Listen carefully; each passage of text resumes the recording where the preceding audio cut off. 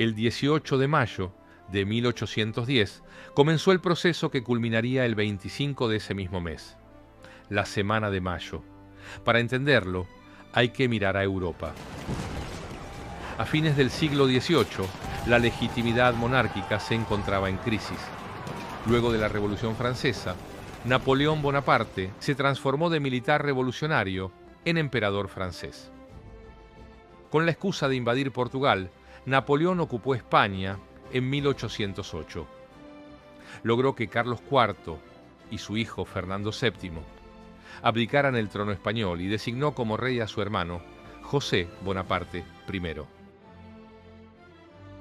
¿Pero qué significaba América para España? Para la monarquía, la incorporación de América no constituía solo una conquista territorial, era la incorporación a un mismo espacio político y sociocultural. Había una idea de integración, gobernar estos territorios como parte de un todo, bajo un mismo rey, una misma religión y un mismo orden institucional. Pero el camino hacia la revolución también tuvo un capítulo local decisivo: las invasiones inglesas de 1806 y 1807. Gran Bretaña intentó apoderarse del Río de la Plata y lo que ocurrió fue inesperado. Fueron los propios criollos y vecinos del virreinato quienes organizaron la resistencia y lograron reconquistar la ciudad sin ayuda de España.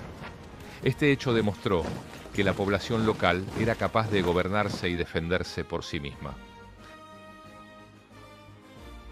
La noticia de la invasión napoleónica llegó al Río de la Plata el 13 de mayo de 1810, cuando una fragata inglesa arribaba a Montevideo con información sobre la caída de las autoridades españolas. El 18 de mayo, el virrey Baltasar Hidalgo de Cisneros emitió una proclama para reafirmar su autoridad en nombre de Fernando VII. Como gran parte de la población no sabía leer, la proclama se difundió mediante pregoneros. Sin embargo, los criollos cuestionaron su legitimidad, argumentando que si la autoridad que lo designó ya no existía, el cargo de Cisneros tampoco. Ese mismo 18 de mayo, por la noche, los principales revolucionarios se reunieron en la casa de Nicolás Rodríguez Peña para discutir si el virrey debía continuar en el cargo o si tenían que buscar una nueva forma de gobierno. El camino hacia la libertad comenzaba a gestarse.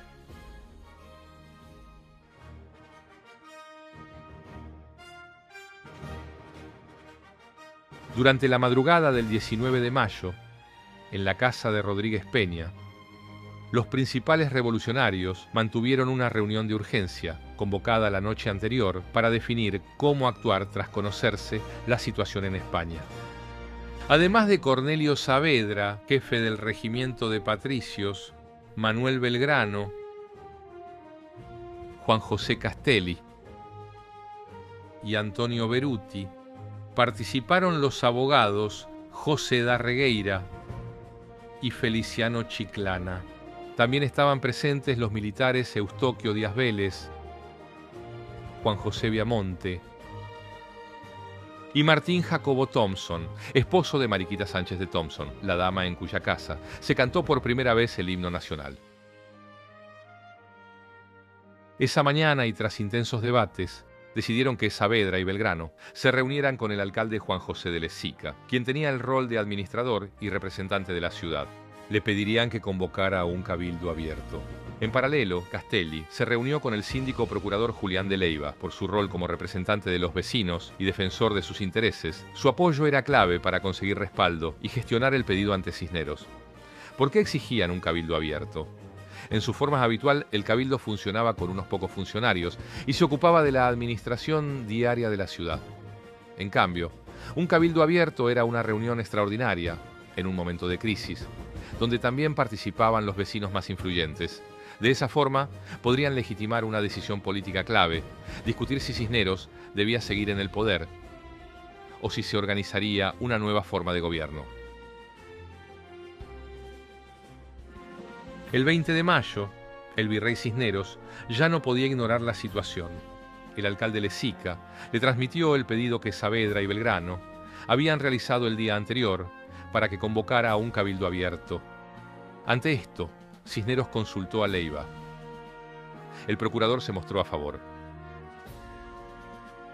Antes de tomar una decisión, Cisneros convocó a los jefes militares a reunirse con él. Su intención era clara: asegurarse su lealtad y reafirmar la fidelidad a España. Entre los convocados estaba Cornelio Saavedra, al frente del regimiento de patricios, la fuerza militar más importante del virreinato, y que tuvo un rol clave durante las invasiones inglesas. La respuesta no fue la esperada por Cisneros.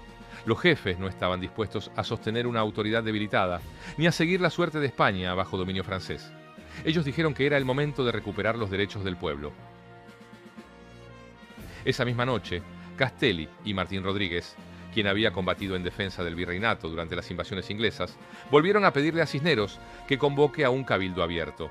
Frente a la presión y las amenazas, Cisneros no tuvo otra opción. Finalmente, cedió. El cabildo abierto estaba en marcha. La revolución también. El 21 de mayo, a las 9 de la mañana, el cabildo abrió sus puertas como cualquier otro día para tratar los asuntos de la ciudad. A los pocos minutos, la sesión debió ser interrumpida.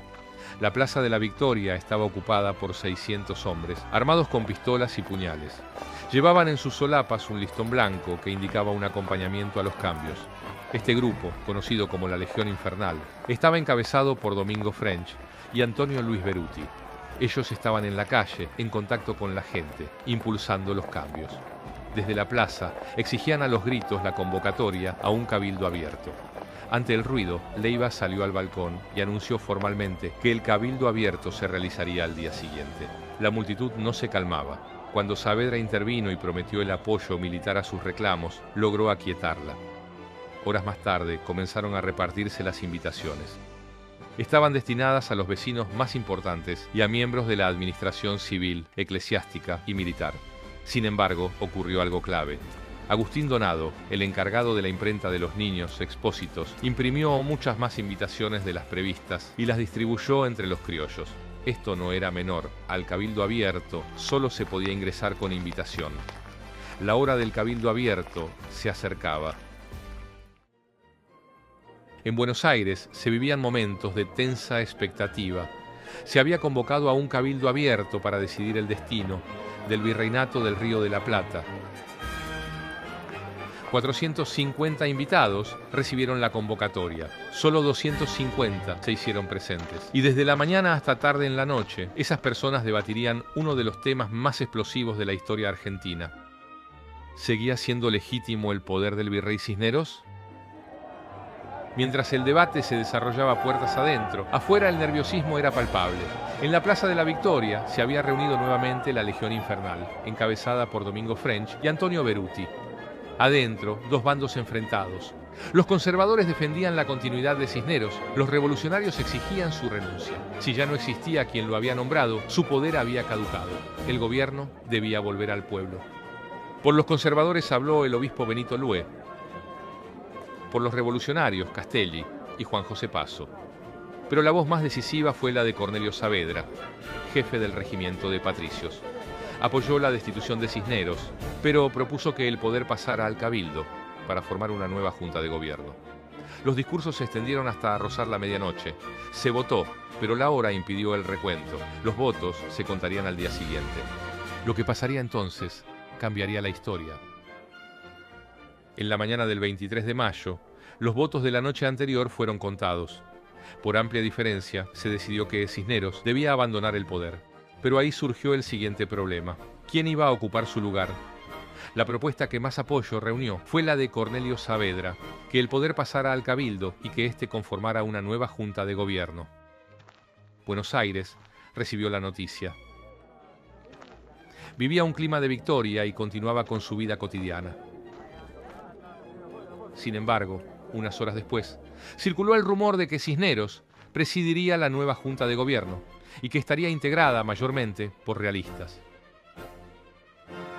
Los principales opositores decidieron reunirse en casa de Rodríguez Peña para discutir qué hacer ante esa posibilidad.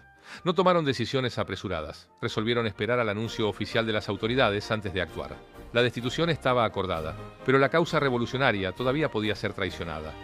Se confirmaron rumores de que Cisneros había decidido presidir la nueva junta de gobierno.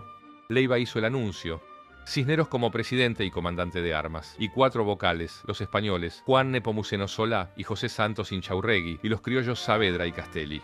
Pero estos 2 últimos renunciaron de inmediato. Esa noche se dieron 2 reuniones decisivas. Una en casa de Rodríguez Peña, donde Belgrano clamó por la renuncia de Cisneros diciendo: «Juro a la patria y a mis compañeros que si a las 3 de la tarde del día inmediato el virrey no hubiese renunciado, a fe de caballero, yo le derribaré con mis armas». Por otro lado, Castelli y Saavedra fueron a hablar con Cisneros para exigirle su dimisión. Cisneros no tuvo otra opción. Aceptó las exigencias y firmó su renuncia. La junta quedó disuelta. Se convocó nuevamente al pueblo al cabildo para la mañana siguiente, 25 de mayo. Había que elegir una nueva junta de gobierno con una condición innegociable. Cisneros no podía ser candidato. La revolución estaba a punto de comenzar. Esa mañana amaneció fría, húmeda y un poco lluviosa. Grupos de vecinos y milicianos, encabezados por French y Beruti, se apostaron en la Plaza de la Victoria a la espera de definiciones. Las horas pasaban y las resoluciones no llegaban. Desde la plaza, un grito se repetía una y otra vez: «El pueblo quiere saber de qué se trata», pero aún no se habían aceptado las renuncias presentadas y la gente agotada comenzó a dispersarse. Finalmente llegó el acuerdo. Desde el balcón del Cabildo, Leiva anunció la creación de una nueva junta de gobierno. El presidente era Cornelio Saavedra. Sus secretarios serían los doctores Mariano Moreno y Juan José Paso. Como vocales fueron designados Manuel Belgrano, Juan José Castelli, el militar Miguel de Ascuénaga, el sacerdote Manuel Alberti y los comerciantes Juan Larrea y Domingo Mateu. La nueva junta declaró que gobernaba en nombre de Fernando VII. Para algunos era solo una estrategia. La llamaron la máscara de Fernando, que consistía en que gobernaban en su nombre, pero su verdadero objetivo era la independencia. Todavía no era el momento, todavía no se sentían con la fuerza suficiente para dar ese paso, pero el camino ya estaba trazado. El 25 de mayo de 1810, en una plaza, entre conmoción y ansias de cambio, había nacido el primer gobierno patrio. Todavía faltaba un largo camino por recorrer, minado de batallas y sacrificios, para alcanzar la independencia que finalmente llegaría el 9 de julio de 1816.